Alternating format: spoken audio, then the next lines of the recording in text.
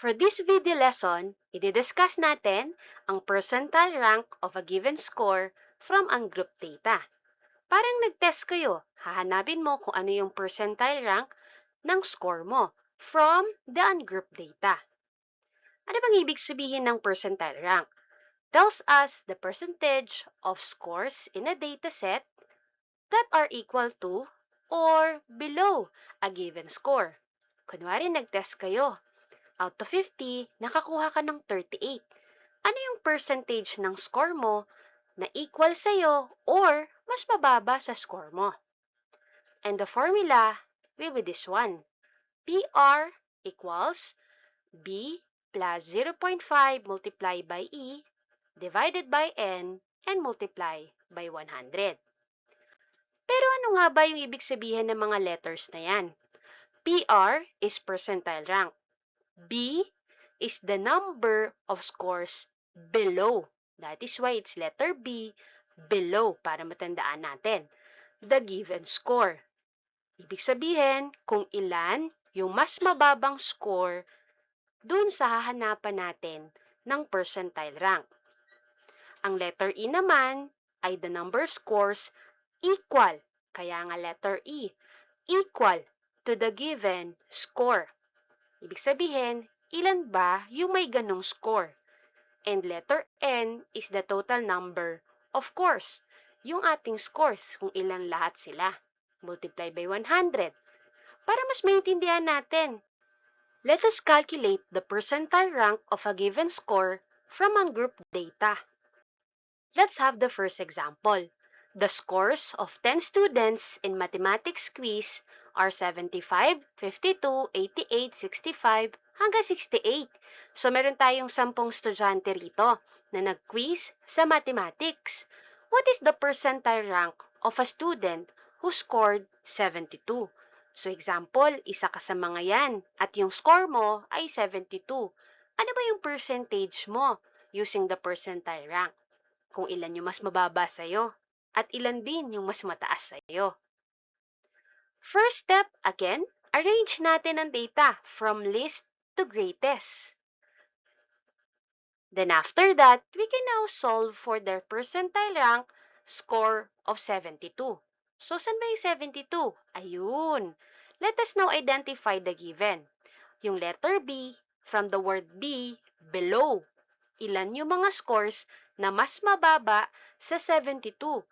1, 2, 3, 4, 5, 6. So, meron tayong 6 na numbers na mas mababa sa 72. Therefore, B is 6. E naman natin ay 1. Bakit E is 1?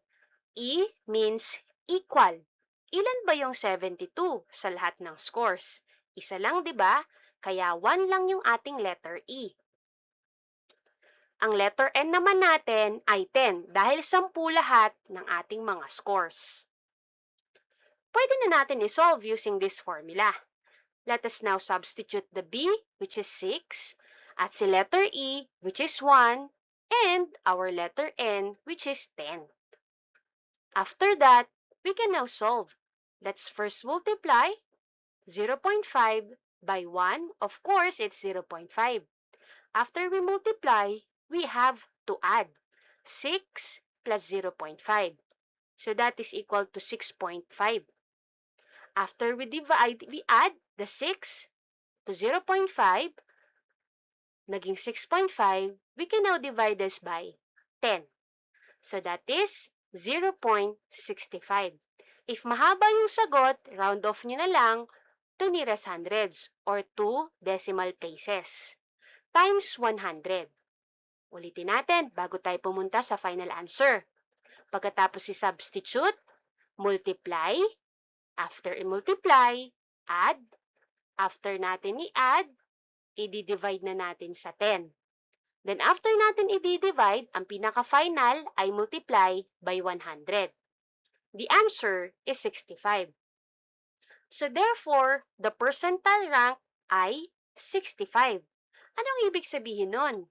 72 o yung score mo na yan is at the 65th percentile. Meaning, ilang percent ang 65th percentile? 65% yung iyong score at medyo okay lang dahil lagpas na sa 50% ng mga estudyante. Ibig sabihin, hindi ka ganun kababa, hindi rin ganun kataas. 65% of the class ay mas mababa sa'yo. At yung natitira para maging 100%, which is ilan? 20, 25, 25%, or 35%? Sila yung mas mataas sa'yo. Nagkakaintindihan ba? Okay, so let's proceed to the next. Example number 2. How about this time it's not a score? Running times in seconds of 12 students. Ang bilis nilang tumakbo. 62 seconds, 50 seconds, hanggang 54 seconds. Then we need to find the percentile rank of a student. Example, ikaw ulit yon. Ang tinakbo mo lang ay 66 seconds. Siguro mabilis lang at malapit lang. Kasi short race lang naman. Let us now arrange first, simula sa maliit hanggang sa pinakamalaking number. At pagkatapos natin i-arrange, hanapin natin yung number 66 para malaman natin kung ano yung B at ano yung E. So, yung B is below 1, 2, 3, 4, 5, 6, 7, 8, 9. So, therefore, B is equal to 9 dahil may 9 na numbers na mas mababa sa 66. At ang lating letter E, correct, is 1 because there is only 166. And N, of course, we have 12 dahil 12 lahat ng mga kinuha nating data. Let us now substitute using the formula. So first, again, imumultiply natin si 0.5 sa 1. So obviously, 0.5 pa rin. Pagkatapos i-multiply, add naman. So magiging, correct, 9.5. Then 9.5 divided by 12, kung titingnan nyo, mahaba yung sagot dyan. Pero, gawin natin, round off natin sa pangalawang decimal places, which is 79. Okay? So, 0.79. Then, multiply it by 100.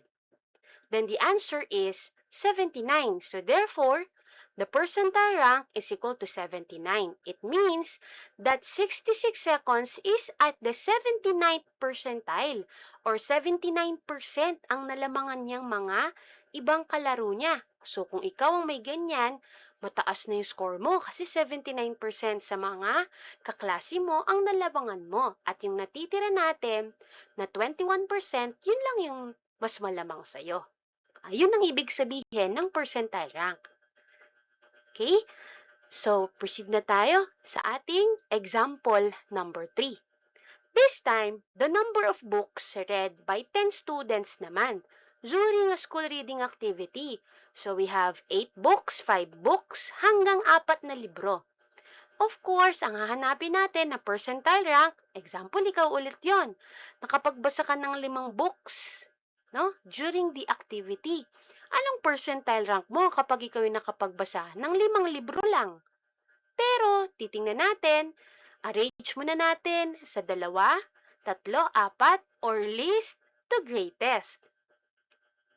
After that, we can now solve the percentile rank of number 5. Let us locate. 1, 2 ang ating number 5. So, yung B, ilan ba yung mas mababa sa 5? 3 number. So, therefore, B is equal to 3 dahil may 3 number na mas mababa sa 5. Ano naman yung E natin? That is equal to 5. Ilan ba yung 5 na nakikita natin dyan? That's correct, 2. So, your E is equal to 2. And our N is 10 dahil 10 lahat ng ating data. Let us now substitute using the formula. So, we have 3 plus 0.5 times 2. This time, nag-2 na yung ating letter E.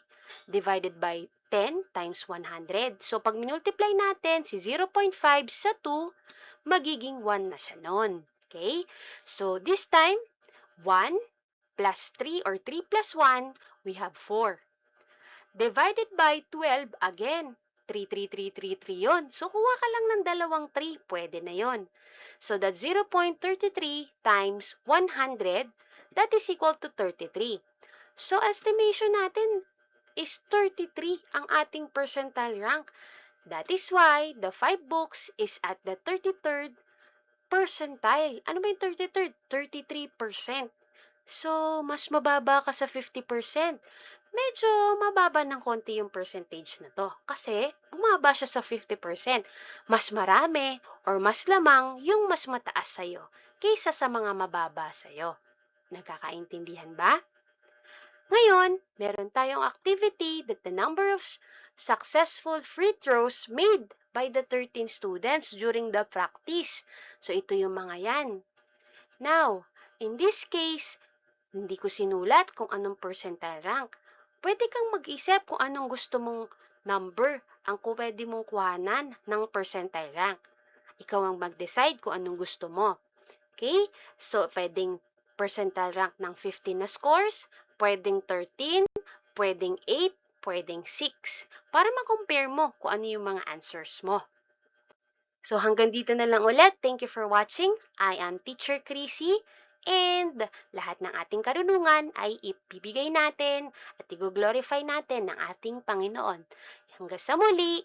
Bye-bye!